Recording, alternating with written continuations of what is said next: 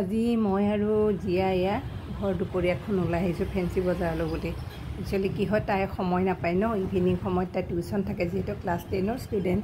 তো সেইকাৰণে মানে তাইৰ কিবা এটা ড্ৰেছ চিলাব লাগে, তাইক নিনিলে নহয়, জোখ দিব লাগিব। সেইকাৰণে আজি একদম দুপৰীয়াই ওলালোঁ আৰু দুইজনীয়ে ওলাইছোঁ। আৰু ইয়াৰ ৰেপিড' অটোত আহিছোঁ। এই অটোখন ভাল জানেনে, কিয় কৈছোঁ, যদি ৰেপিড' বাইকততো আহিব নোৱাৰোৱেই, আৰু যদি কেব লওঁ তেতিয়াহ'লে মানে কি হয়, কেবখনটো মেইন ৰাস্তাটোৱেদি যায় ন, বহুত ট্ৰেফিক জামত মানে পৰিব লগা হয়, সেইকাৰণে সময় লাগি যায়। কিন্তু এইখন তাৰমানে ইহঁতে শ্বৰ্টকাটেদি ভিতৰে লৈ যায়, আৰু সেইকাৰণে তাৰমানে সুবিধা হৈছে এইখন হোৱাৰ কাৰণে। আজিকালি 3জন মানুহ ধুনীয়াকৈ যাব পাৰি, আমিতো আৰু 2জনহে, গতিকে ভাড়াটো প্ৰায় 30 টকামান কমি যায় কেবতকৈ।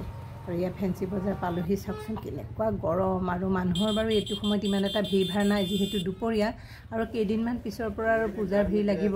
আমি অৱশ্যে পূজাৰ কাপোৰ নহয় দেই, আমাৰ যিহেতু কৈছিলোঁ ভাগিনৰ বিয়া, আগতে কৈছোঁ, বিয়াৰ কাৰণেহে ড্ৰেছ চিলাবলৈ আহিছোঁ দুইজনী, আৰু সেইখিনি কৰিলোঁ। সৰু সুৰা অলপমান কিবা কিবি বজাৰ আছিলে, সেইখিনিও ল'লোঁ, আৰু লৈ এয়া আহিছোঁ। কাৰণ তাই ইভিনিং আকৌ টিউশ্যন আছে, পাবগৈ লাগিব 4টাৰ আগত ঘৰ।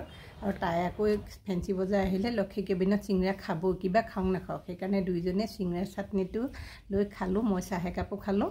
আৰু পুনৰ আকৌ অটো এখন বুক কৰিলোঁ, আৰু কৰি ইয়াৰ ঘৰলৈ আহি আছোঁ। আপোনালোকে বাৰু পূজাৰ বজাৰ কৰিছেনে নাই? মোৰ কৈছোঁৱেই, এইবাৰ পূজা নাই, বিয়াহে লাগিছে। আজি ভিডিঅ'টো সামৰিলোঁ, থেংক ইউ।